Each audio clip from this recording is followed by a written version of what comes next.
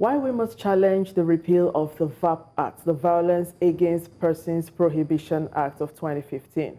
Now, 1 in 3 Nigerians aged between the ages of 15 to 49 years old has experienced physical violence. 1 in 4 girls below 15 years of age has experienced sexual violence. 1 out of 3 women experience violence from their partners, including husbands and boyfriends. Now, across their lifetime, 1 in 3 women, or around 736 million individuals, are subjected to physical or sexual violence by an intimate partner or sexual violence from a non-partner.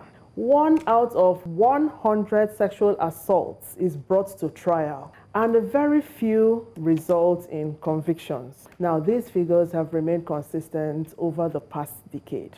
I am a survivor of violence who has experienced these. And in my course of work, I've handheld over 5,000 victims and survivors to navigate the access to justice space. And why is it important to do this? So victims I would classify as people who have been exposed to trauma, and survivors as people who have started getting some kind of support on the pathway to justice, right?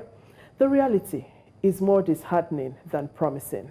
Harmful normative practices such as virginity testing, corrective rape, marital rape, forced isolation from family and friends, forced financial dependence, abandonment of dependents, violence by state actors, and political violence are on the rise. This has left more people in search of justice. Now, this situation is so dire that many survivors are on the suicide watch list and self-harm watch lists. And this has been growing since 2018, with majority of those on our watch list, being minors who are people under the age of 18. Now, the implementation of the Violence Against Persons Prohibition Act, or VAPP, is a beacon of hope for many victims and survivors of violence like myself. The Violence Against Persons Prohibition Act has helped at least 35 states to refine state laws to domesticate this, despite facing major pushbacks in some states like Imo State, where it was called the abortion law, to make sure it doesn't go through.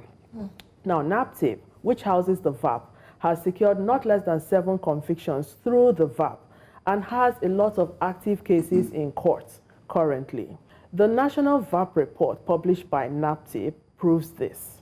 The Act only needs amendments and not a repeal. A repeal will derail all efforts at implementation and will set us back so many years, posing a threat to the lives of everyone in Nigeria, like everyone. Everyone needs to reach out to their senators and House of Reps members to ensure that they only support an amendment or a review, not a repeal.